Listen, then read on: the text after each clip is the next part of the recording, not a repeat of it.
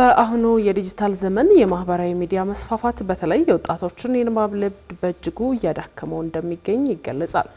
ይህ ጉዳይ በተለይ ዛሬ አዲስ አበባ ዩኒቨርሲቲ ባዘጋጀው 18ኛው ዓመታዊ የመጽሐፍት አውደ ርዕይ የመክፈቻ ስነ ስርዓት ላይ ችግሩ መስፋፋቱ ተነግሯል። በመድረኩም የማህበራዊ ሚዲያ ተጽዕኖ አንባቢ ትውልድን ለመፍጠር የሚደረገውን ጥረት እንዳያሰናክለው በትምህርት ቤቶች ውስጥ ሰፊ የግንባታ ስራዎች መሰራት እንዳለባቸው ተመልክቷል። ሰላማዊት ጌታሰው ተጨማሪ አላት።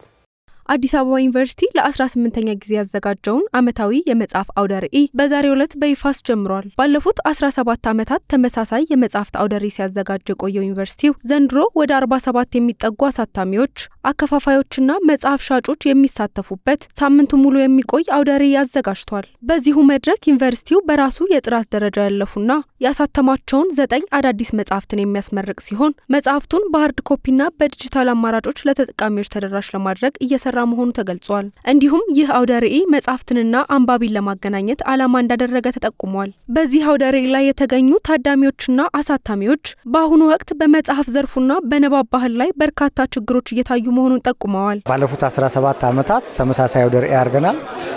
ዘንድሮ ግን በቁጥርም በአይነትም ላቅ ያለ ዝግጅት አካሂደናል። ወደ 47 አሳታሚዎች፣ አከፋፋዮችና መጽሐፍ ሻጮች ተሳትፈዋል።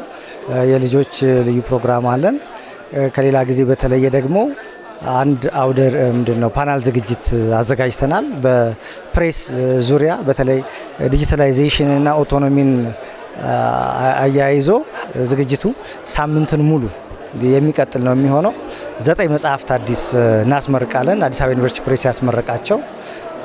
ስለዚህ እነዚህ ዝግጅቶች ሳምንቱን ሙሉ የሚቀጥሉ ይሆናል እና የዛሬም ዓላማ ቅድም እንደተገለጸው መጽሐፍትንና አንባቢዎችን ከአሰራጮቻቸው ከአሳታሚዎቻቸውና ከአታሚዎቻቸው ጋራ በጋራ ለማገናኘትና ስለ መጽሐፍ ለመነጋገር ለመወያየት ምን እንደነበር ምን እንዳለና ወደፊትስ ምን ሊኖር እንደሚችል መገመት እንዲቻል ይህን እድል ለመፍጠር ነው።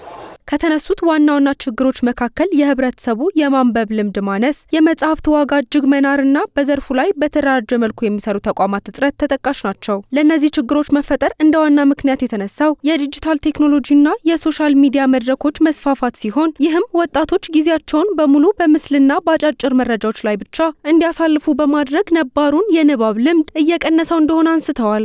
እውነት ለመናገር አሁን የቲክቶክ ዘመን ላይ በጣም ስልቹ የሆንን ትግስት እንኳን መጽሐፍ አንድ ፔጅ ማንበብ ረጅም ኮሜንት ማንበብ በጣም እየሰለቸን የመጣበት ሰዓት ነውና አንድ ሰው አንድ ስልክ ለአንድ ቀን ሳትጠቀም ዋል ቢባል አሁን በጣም ትልቅ እስር ቤት ጭንቀት ምናምን ነው የሚፈጥርበትና እንደዚህ አይነት ነገሮች በጣም መበረታታት አለባቸው። መጽሐፍ አንብቦ መጨረስ ራሱ የሚችል ትውልድ እየመጣ አይደለም። ወጣቱና ይሄ ተማሪ ወደ ሶሻል ሚዲያ በጣም እያደላን ነው እኔን ጨምሮ።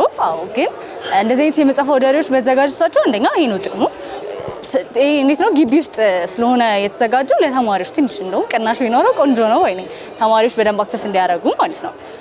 ያው ውጪ ላይ ምናምን ቢዘጋጅ ችግር አልነበረም፣ ግን እዚህ ውስጥ ቢሆን ትንሽ አፎርዴብል ቢሆን ቆንጆ ነበር። ግን አሁንም ቢሆን ተማሪዎች የማንበብ ልምዳቸውን እንዲያካብቱ ስለሆነ የሚረዳው ጥሩ ነው ወይ ማናገኛቸው መጽሐፍ አሉ። ለሱ ደግሞ ሀሳብ ምንድነው አፎርዴብል ቢሆኑ ቆንጆ ነው። እንደ መጽሐፍ አቅራቢ ብዙ አንባቢ የለም። በእውነት ለመናገር ብዙ ሰው መጽሐፍ አያነብም። ምናልባት የሶሻል ሚዲያው ሊሆን ይችላል ብዬ ነው። መጽሐፍ ማለት ህይወት ማለት ነው። ከሶሻል ሚዲያው መጽሐፍ አንብበው ገዝተው ቢያነቡት መጽሐፉን ራሱ ተች ማድረግ መጽሐፍን መንካት በራሱ ስሜት አለው።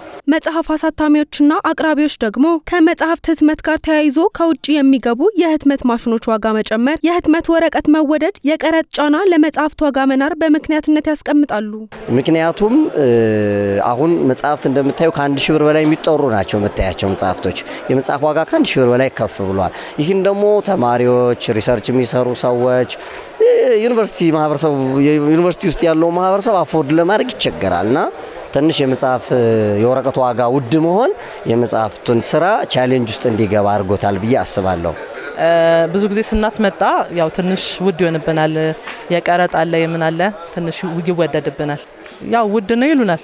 እንግዲህ ከተወደደብን እኛም እንጨምራለን እሱን እንጂ ሌላ ነገር የለም። መጽሐፍ አሳታሚና አቅራቢዎቹ እነዚህ ችግሮች እንዲቀረፉ መንግስት በመጽሐፍት ላይ የሚጣሉ ቀረጦችንና የኪራይ ጫናዎችን እንዲቀንስ እንዲሁም ምቹ የመሸጫ ቦታዎችን እንዲያመቻች ጠይቀዋል። እንዲሁም ወጣቱ በብዛት በሚገኝባቸው የሶሻል ሚዲያ መድረኮች ላይ መጽሐፍትን በሰፊው ማስተዋወቅ ይገባል ብለዋል። ያው መንግስት የሚገባበትን መንገድ ወይ ደግሞ ቀረጡን ቢቀንስልን እንዲሁም ደግሞ አሁን አማርኛ መጽሐፎች ብዙ ጊዜ ተወደዱ የሚባለው ወረቀት ስለሚጨምር በቃ ብቻ መጽሐፍ የሚታተምባቸው ነገሮች ከውጭ ሲገቡ ስለሚወደድ ነውና እሱን ቢቀንስልን ለተጠቃሚው ይቀንሳል በዛው ልክ ማለት ነው። ንባብ ላይ ደግሞ ወረቀት ላይ ደግሞ በደንብ አለመስራታችን ሰው ወደዛ እንዲሄድ አማራጩ ወደ ሶሻል ሚዲያ እንዲሆንም እያደረገ ነው። ስለዚህ ምን ልሽ ፈልጌ ነው ይህንን መስክ በጣም የኔ ብሎ የሚሰራ ተቀናጅቶ መንግስትና አሳታሚ መንግስትና እዚህ የምታየው ንባቡ ላይ ያለው ማህበረሰብ በጋራ ቢሰሩ መቅረፍ ይቻላል። ግን የተቀናጀ ስራ እንደሌለ ግን ይሰማኛል። ምን መሰለሽ መጽሐፎችም ጥሩ ቦታ እንዲገኙ መንግስት የራሱንም ነገር ቢያደርግ ለምሳሌ ኪራይ ብዙ ኪራዮች ባይጫኑ መጽሐፎች ግልጽ ቦታ ቢሸጡ እይታ ቦታ ለመጽሐፎች ቦታ ተሰጥቷቸው ጥሩ ቦታ መዝናኛ ቦታዎች ገብቶሻል ሆቴሎች ላይ የተለያየ አሁን ቦታ ቢሰጣቸው ሰው መጽሐፍ አይቶ የመግዛት አክሰስ አለው። አሁን እዚህ ስላያቸው ነው እኮ የሚገዛው መጽሐፍ ተሸፍኖ ነው ያለው። ስለዚህ ውጥት እንዲል መንግስትም የራሱን ነገር ቢያደርግ